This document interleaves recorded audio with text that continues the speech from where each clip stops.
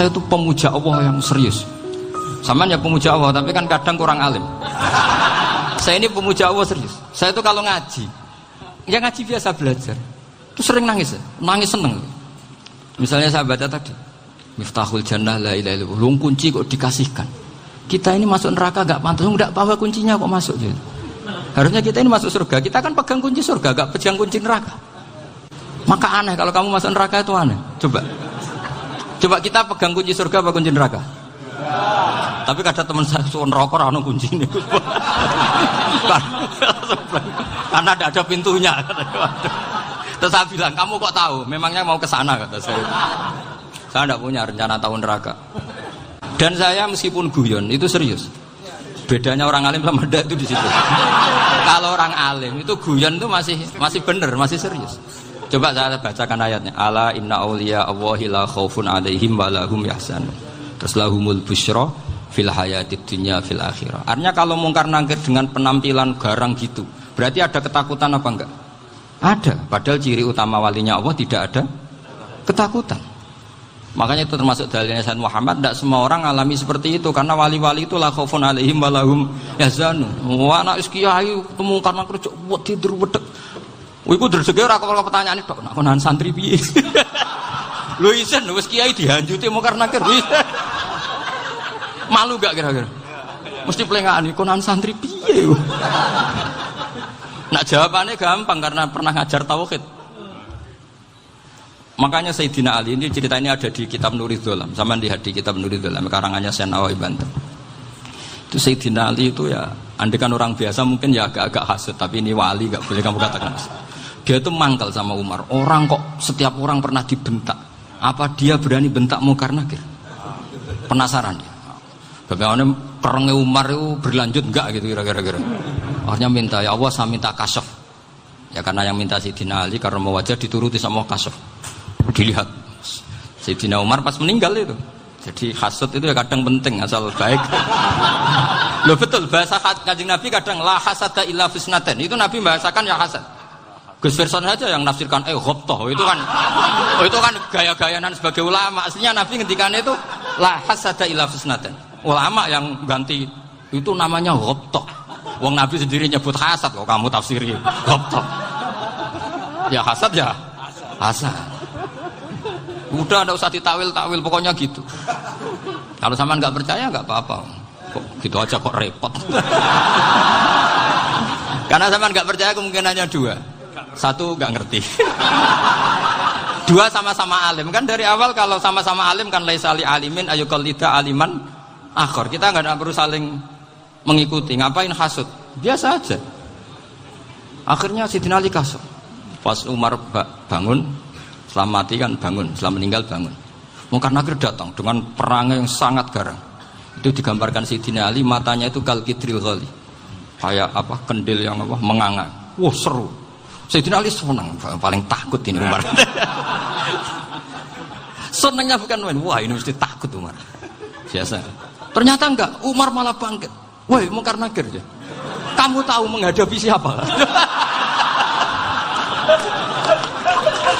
Itu betul. Kamu itu menghadapi temannya ahabbal khalqi ilallah. Yang diandalkan temannya bukan dia. Kamu tahu yang kamu hadapi, saya ini teman kekasihnya Allah. Jadi boleh kamu mengandalkan Mbak Virjon. Tapi nanti resikonya mungkar nakir tanya, itu Virjon siapa? Wah itu masalah kan. Makanya syaratnya wali itu harus ma'rufun fis sama. Di langit sudah populer. Makanya dulu ada orang yang saking seninya Abdul Qadir ditanya apa saja jamnya Abdul Qadir Al-Jilani. Itu aman karena beliau populer. Makanya program kita harus populer dulu di langit. Oh, itu nanti kalau dicatut oleh santri-santri nggak apa-apa. Kalau nggak populer nanti dicatat itu siapa? Masalah ini. Umar itu yang dibanggakan itu, kamu tahu saya siapa? Ya enggak tahu, saya ini temannya kekasihnya Allah. Temannya Muhammad, iya Muhammad Rasul. Wah mikir, waduh, repot. Loh di dunia aja gitu kan, temannya presiden, temannya panglima, apalagi ini temannya Sayyidul Awalin wal akhirin. Di dunia aja bilang temannya presiden, menteri, orang sudah takut, apalagi ini temannya Sayyidul Awalin. Hanya mungkar nakir terus konfirmasi sama Allah, gimana ya Allah ini ngadepi. Sebetulnya yang diadalkan itu temannya, bukan dia. Wah, akhirnya sama Allah dibilang, ya Bu, ya sama seorang seperti itu Bu yang sopan. Terus semenjak itu mungkar nakir itu nggak selalu berpenampilan seperti itu, sangat. Jadi semoga itu konsisten sampai nanti. Jadi kamu kalau ingin nggak takut mungkar nakir, jadi wali dulu. Karena syaratnya tadi hanya wali sing la khaufun alaihim walahum yahzanun lahumul busyra fil hayatid dunya fil akhirah. Jadi orang itu kalau ngaji itu harus khatam. Jangan semuanya kena pertanyaan. Dan kalau semuanya kena pertanyaan nanti repot. Kalau Nabi Muhammad ditanya waman Nabi juga. Nabimu siapa? Lu kan terus jadi aneh. Jadi makanya ketika Sayyid Muhammad semua ulama lah, enggak ada am kecuali ditaksis. Kecuali sifatnya Allah, misalnya bikulli syai'in alim, ya benar-benar bikulli syai'in alim. Tapi kalau am semuanya pasti ada taksis, meskipun dalam muhawarah muhadasah biasa. Misalnya contoh gampang, istri kamu baru seneng kamu, Mas nak pengen apa-apa itu lapor aku, gak apa-apa Mas, mesti aku seneng sama lapor. Iku dia aku pengen wayo. Wah langsung jadi apa wae. Mesti apa wae, maksudnya kecuali itu. Gitu. Padahal kalau ngomong, Mas sampean ingin apa saja tak dukung. Sampean bilang. Pengen gue itu, wayo. Kira-kira disetujui apa enggak? Sama seperti kita kalau punya teman akrab, wes nang omahku gak apa-apa, anggap ya omahmu dewe. Terus mlebu-mlebu kamar. Jadi tidak ada am kecuali ditaksis. Artinya kalau ada cerita bahwa orang mati pasti ngalami ditanya mungkar nakir, itu pasti ada am yang ditaksis. Itu pasti enggak dialami para anbiya, para ya, karena ciri utama wali itu la khaufun alaihim walahum yahzanun. Kemudian saya yang mau cerita ya, supaya sampean bisa menghadapi dunia global ini, tak bawa tafsir Munir termasuk tadi. Ini saya baca ini karangannya Syekh Nawawi, karena tadi kata Mbah Firjon ngaji itu harus sama orang bersanad. Saya ini kalah sama beliau itu berkali-kali. Secara nasab saya harus manggil Mbah. Secara silsilah ilmu saya juga kalah lagi. Saya sering disowani sama cucu-cucu Syekhona Khalil. Kiai Siddiq itu termasuk murid dekat beliau, Syekhona Khalil. Kalau itu berarti kan Gus Wirjon, Ahmad, terus Mbah Siddiq. Mbah Siddiq ngaji Syekhona Khalil. Syekhona Khalil itu pernah ngaji langsung sama Sayyid Zaini Tahlan. Berarti beliau dari Sayyid Zaini Tahlan itu baru generasi kelima. Sementara saya itu sudah ke-7 atau ke-6. Saya, Mbah Mun, Mbah Karim misalnya, Mbah Hashim, Mbah Mahfud Termas, Sayyid Abi Bakar Sato, yang arangnya Anatul Talibin, baru Sayyid Zaini Tahlan. Berarti saya ke-7, kalah lagi. Tapi untuk jadi wali biasanya cepat saya. Karena syaratnya jadi mbah itu ngalah demi putu. Jadi kalau beliau ngotot, saya dulu Gusti, saya mbahnya. Wah itu mbah yang nggak baik. Pasti jatahnya dikasihkan apa? Cucunya dulu. Makanya Abdul Muthalib itu orang yang dapat wangsit, tapi yang jadi nabi itu cucunya. Jadi dalil saya banyak. Sebenarnya Abdul Muthalib itu sudah sering dapat wangsit. Karena saya bahasakan wahyu, Nabi yang protes, enggak nabi kok dapat wahyu. Tapi sebetulnya Abdul Muthalib itu masyhur. Kalimat-kalimatnya menunjukkan bahwa beliau itu sudah dapat wahyu kalau nanti cucunya itu jadi nabi. Makanya senangnya bukan main Abdul Muthalib sama Rasulullah. Putu seneng, mbah seneng putu. Jadi mungkin, jadi sampean enggak usah protes loh. Yang jadi wali kok cucunya. Loh, betul. Dulu Mbah Hamid Pasuruan itu kalau Mbah Ahmad Siddiq ke sana, Mbah Hamid Pasuruan kalau manggil Mbah Ahmad Siddiq itu paman. Tapi pamannya minta ijazah ke ponaan. Apa ya gara-gara itu memang. Kalau itu masih berlaku, apa? Ngalah tadi. Kayaknya masih apa? Hawane masih. Hawane masih. Karena melihat tren-tren langit masih gitu kayaknya masih. Masih itu. Ya. Tapi mbahnya tetap dapat jatah, tenang saja nanti. Tapi memang sebaiknya mbah itu legowo. Rasulullah Muhammad SAW itu terkenal min dzurriyyati Ibrahim. Tapi kata Rasulullah, ana dakwatu Ibrahim wa bisyaratu Isa. Aku nganti ngene iki barokah dongane Nabi siapa? Ibrahim. Jadi dongane Nabi Ibrahim nggih tiba teng putu. Jadi banyak bukti bahwa jatuhnya ke putu gitu. Tadi saya di kamar sama beliau berduaan. Nih Mbah sing dadi wali di sini. Aku Mbah. Cocokan tadi. Nah, kenapa saya akhir-akhir ini gulirkan daftar wali? Kenapa? Saya ini resah ya. Orang sudah ingin dicintai pejabat, dicintai tetangga, dicintai teman. Tapi kadang-kadang orang lupa lagi dicintai Allah. Makanya saya meskipun guyon, tapi ini amdan, bukan sahwan. Supaya orang punya cita-cita lagi jadi wali, ingin dicintai Allah. Kita ini terlalu lama ingin dicintai makhluk. Mbok ya naik kelas sedikit lah. Ingin dicintai Allah Subhanahu wa ta'ala. Meskipun saya guyon, tapi tadi guyon saya tuh lebih serius ketimbang serius Anda.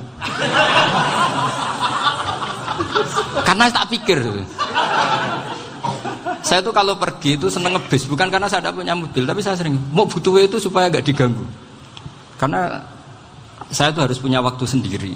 Kalau ngebis kan ketemu orang nggak kenal, tapi sekarang ya agak susah, banyak yang kenal. Dan susahnya lagi nggak minta ijazah, minta foto. Repot tuh. Mau dibenci itu umatnya Rasulullah Shallallahu Alaihi Wasallam. Mau disetujui itu sanatnya mana? Kalau ketemu orang alim minta apa? Foto. Itu nggak ada sanatnya. Nggak tahu saya itu mazhab dari mana itu. Ya mazhab milenial yang jelas itu kan. Ini tak baca ya biar dapat. Karena ini kenangan saya sama Mbak Ahmad Siddiq. Saya masih ingat betul beliau ngisi hallnya Mbak Abdullah bin Umar, berarti abahnya Mbak Hamid. Karena mbah saya itu Fatimah binti Khalid bin Umar. Kalau Mbah Hamid itu Hamid bin Abdullah bin Umar. Itu saya masih ingat betul zaman itu Mbah Hamid siap khol di Lasem itu rawuh dan saya derek mbah saya karena masih misanan datang ke Lasem. Itu beliau pas itu ngisi sama Mbah Mun. Mbah Mun masih muda, Ki Ahmad Siddiq sepuh senior. Itu beliau cerita bahwa dulu ketika Indonesia dijajah Jepang itu para kiai mimpi dibacakan ayat Ghulibatir Rum fi adnal ardi wa hum min ba'di walabihim salim. Terus ada kiai yang tanya, takwilannya gimana? Ya nanti Jepang pulang bukan karena kita yang mengalahkan, tapi Jepang ada yang mengalahkan sendiri, meskipun tidak kita. Kayak dulu Faris tidak dikalahkan Islam, tapi dikalahkan Romawi, tapi yang senang umat Islam. Wa yauma idzi yafrahul mu'min. Itu luar biasa ulama-ulama kita. Delalah kejadiannya Indonesia seperti itu. Yaitu kita tidak mengalahkan Jepang, tapi Jepang pulang sendiri karena dikalahkan apa? Sekutu. Ya ini saya baca. Ini tidak usah dicek bacanya benar apa enggak. Sudah aman, apa? Aman. Karena kalau saya salah itu ya sengaja. Artinya ya sengaja saja. Ya biasa maksudnya. Saya kemarin ngisi di Pondok Peloso, di Pondok Al Munawir Jogja.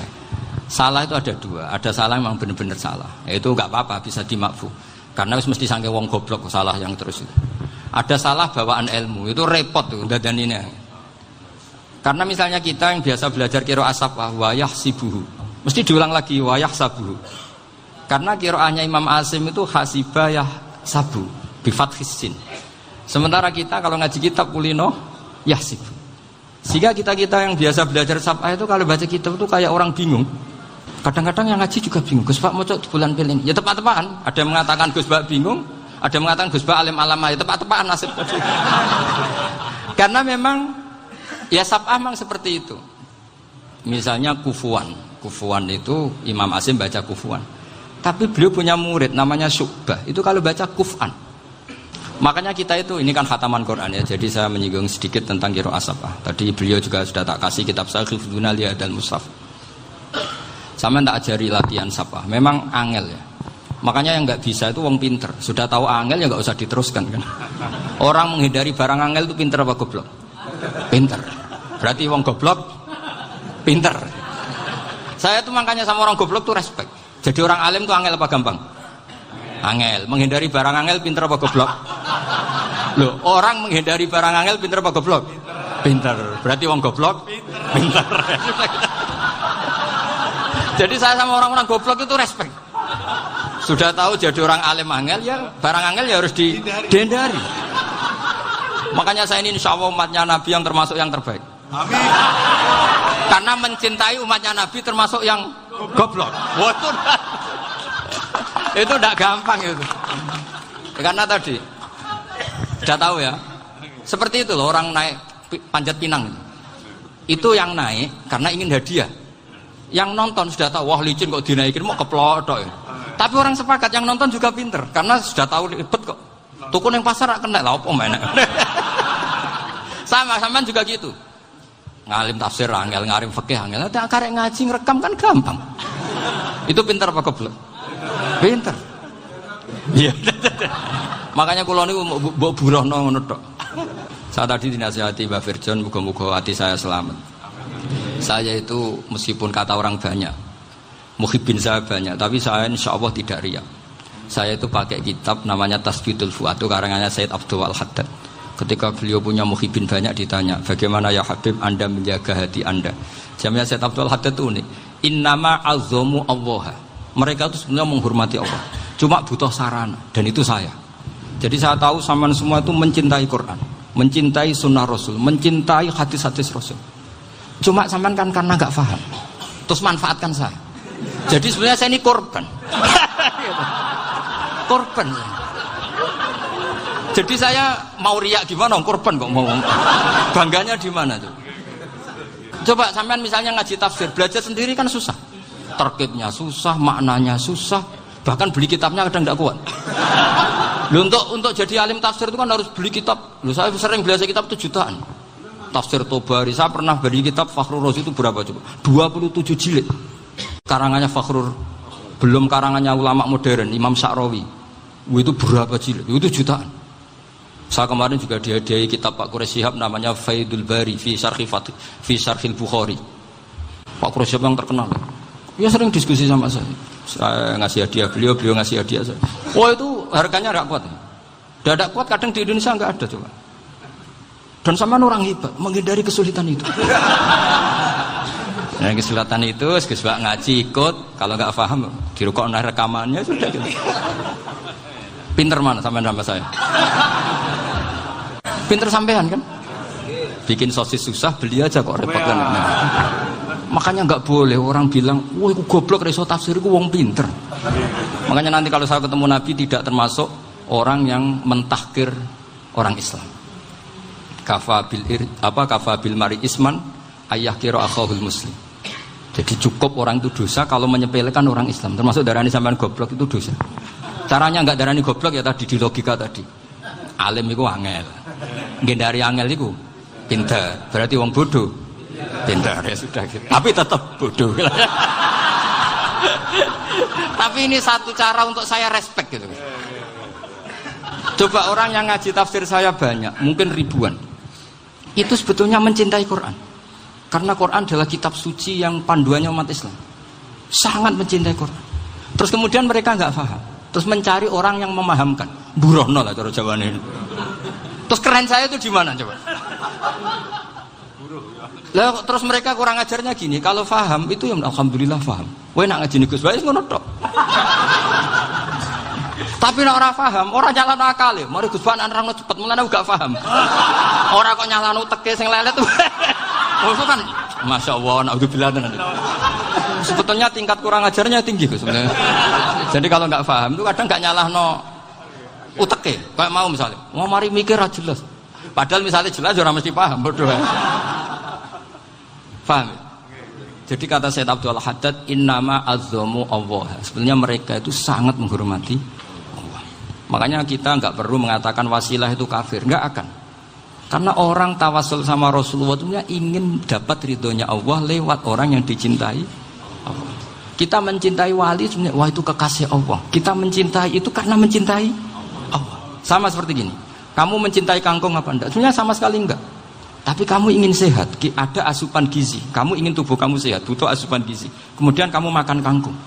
Apa terus kamu cinta kangkung? Kan enggak. Cinta kesehatan kamu sama. Orang yang mencintai saya sebenarnya ingin kepuasan rohani. Saya kan termasuk kiai yang torekonya gampang. Ini swarga, kan akhirnya penggemarnya banyak. Coba kalau kamu ini neraka. Jadi sebetulnya Anda mencintai kepuasan Anda sendiri. Nah, saya ini korban. Makanya untuk masuk surga cepat saya, korban itu cepat. Da'watul mazlum la turaddu kan gitu. Laisa bainahu wa bainallah hijab. Jadi saya kalau donga langsung seret langit. Karena mazlum. Saya sinau tafsir itu Pak, sampean bayangkan ada tafsir itu sudah 27 jilid. Sing ngarang Fakhrur Razi itu buletnya bukan main. Karena dia ahli filsafat. Buletnya masyaallah. Sudah gitu sinau Jalalain kadang dikomen oleh Sawi. Sudah kita percaya Jalalain boleh dibully Sawi. Percaya Sawi dikandani, "Oh iku Maliki rasa ribet." Sudah gitu sinau Qurtubi, sinau tafsir Tabari itu susahnya. Belinya susah, belajarnya susah. Padahal saya punya keluarga, punya istri, punya anak. Bayangkan kalau istri saya rewel, kayak istri sampai.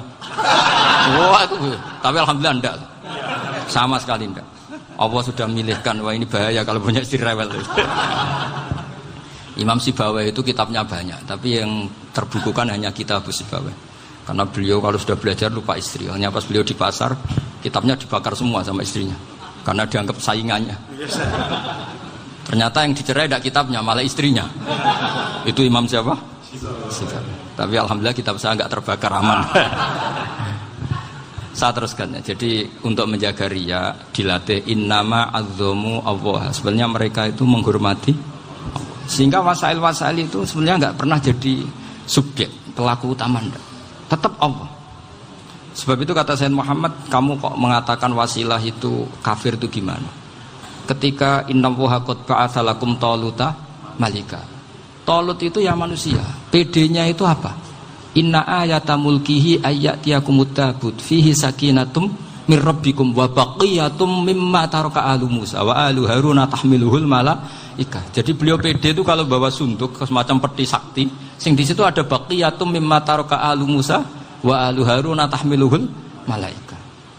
Ya kayak semacam jimat. Tapi saya bukan mensyariatkan jimat enggak, karena nanti banyak penjual yang pembohong juga gitu loh.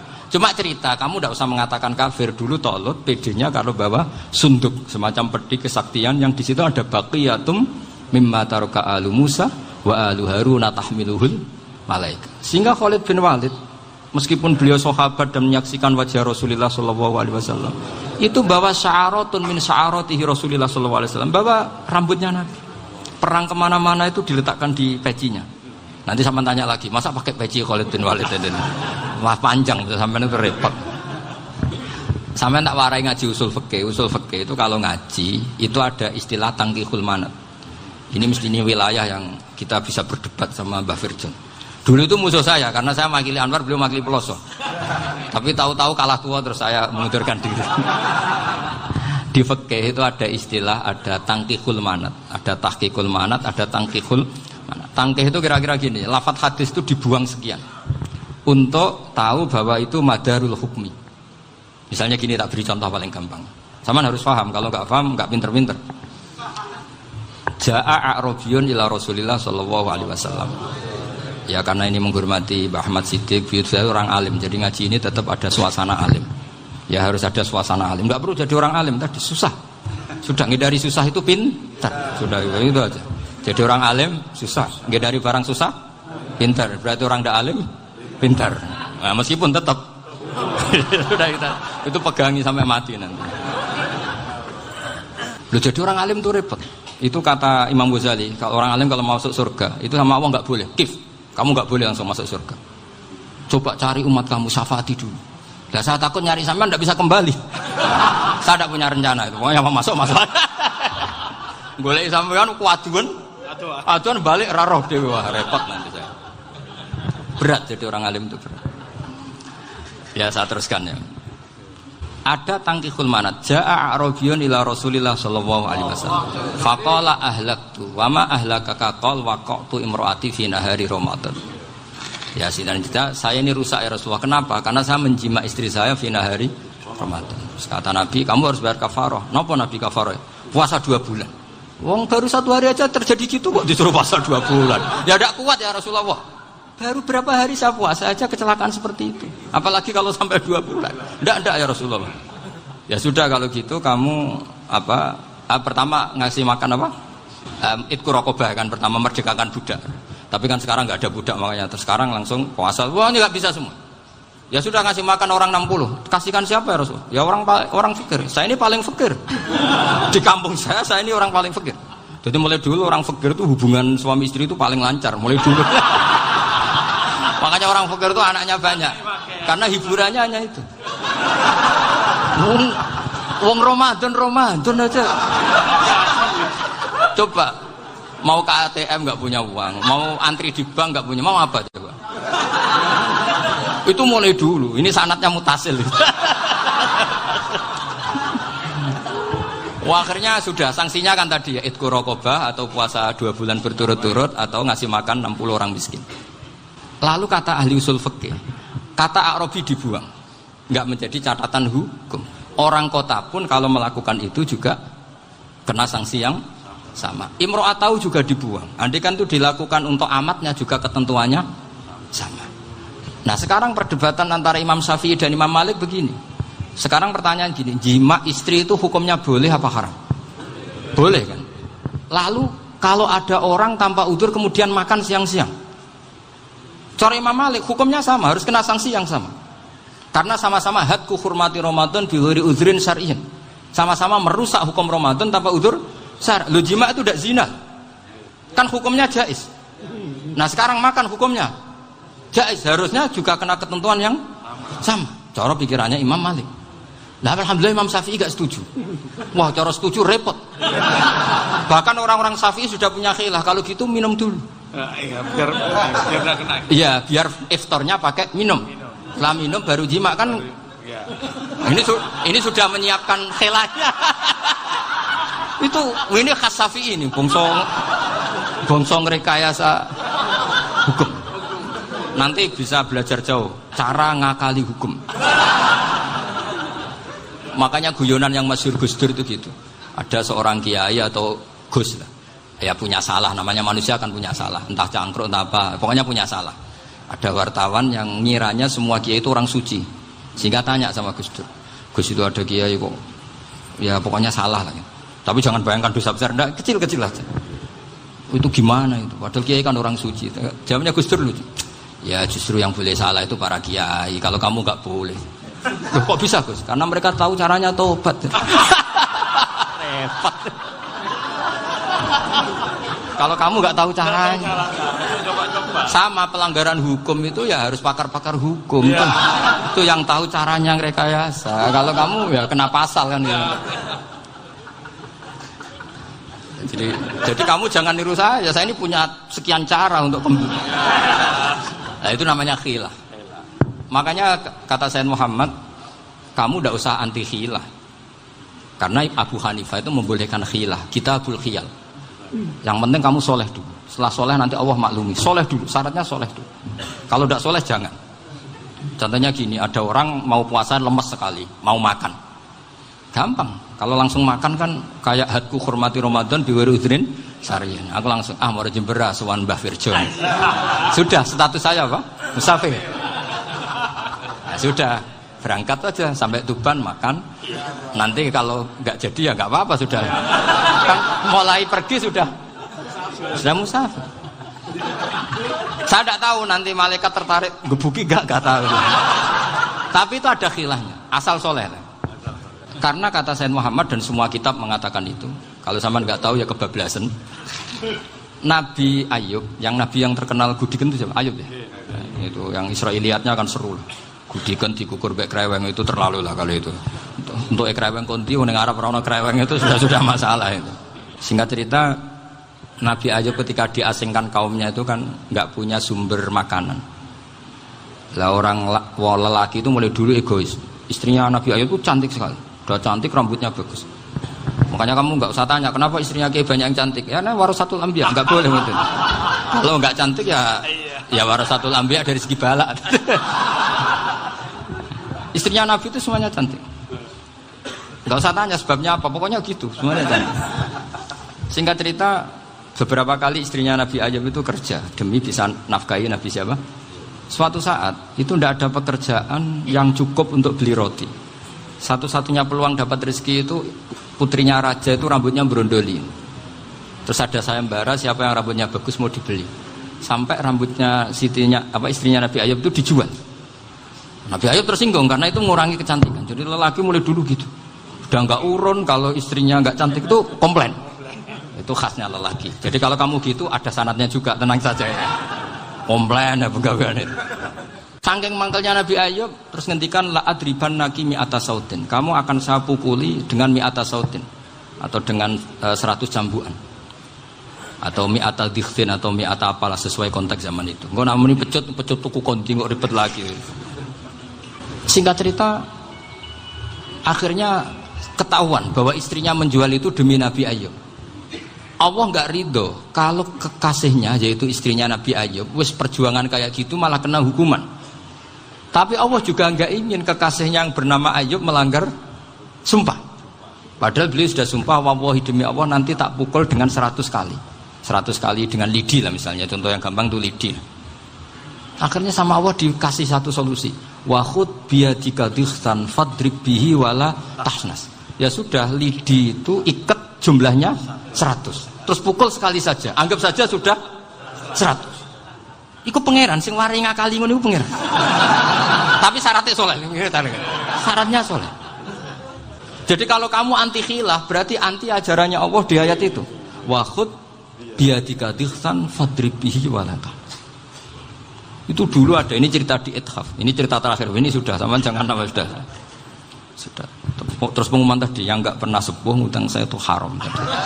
Karena tadi saya punya kewajiban di rumah yang bisa menggugurkan ya kewajiban yang lebih besar. Lebih besar itu ya tadi, bisa pernah guru, pernah sepuh, yang jelas nggak umur. Umur sampean menangkap itu, tua-tua serepot itu. Ada raja itu ganteng kaya, senengannya nikah perawan cantik. Itu semua kampung mesti kenal. Mungkin digilir atau gimana pokoknya. Suatu saat ada pemuda suka sama perempuan yang di kampungnya, cantik sekali. Kemudian pemuda ini ternyata pekerja di kerajaan itu. Tiap hari ditanya, oh itu yang di kamu yang cantik siapa? Mau saya nikahin gini. Wah bahaya, ini saingannya raja. Jadi yang dibidik pemuda tadi itu saingannya. Si raja ini orang yang namanya raja kan gengsinya tinggi. Kaifatang kihuha wa qad ra'aitu qad qabbalaha rajulun. Kok boleh kafi? Saya itu pernah melihat dicium lelaki. Wah, gak mau. Gak gelem, kadang ditambung lan waqat qabbalah rajulun. Saya pernah melihat sendiri qabbalah rajulun, dicium oleh lelaki. Wah, sudah gak minat raja langsung. Gak keren. Suatu saat pemuda tadi nikahi perempuan itu. Rajanya marah-marah. Kamu lelaki gak punya harga diri gini. Gak punya selera, gak punya harga diri, sudah pernah dicium orang kok tetap dinikah. Bilang ke raja, takrif manir rojul, lelaki itu siapa? Abuha. Kamu tahu lelaki itu siapa? Sopo? Abuha. Bapaknya. Saya kan hanya bilang rojulun. Pernah dicium lelaki. Lah pikirannya raja itu lelaki kue-kue ngene iki. Tapi butuhe canom mau raja ben gak sida itu aja tuh. Baru kayak digulirkan gitu waqat qabbalah rajulun. Wah nggak mau. Setelah itu suatu saat pegawainya tadi nikahi perempuan. Kamu nggak punya harga diri gini. Kamu tahu manir rajul apa abuha? Wah nak ngono aku gak poho-poho. Lah monggo sakniki wis bojo kula. Ora trimo wis diambung wis macam-macam. Lah itu namanya khilah. Apa? Khilah. Kalau di Balaghah disebut tauriyah atau apalah. Tapi saya tidak ngajari sampean seperti itu. Sudah pinter sebelum saya ajarin. Bangsa ngakali kan sudah pinter. Saya kira demikian.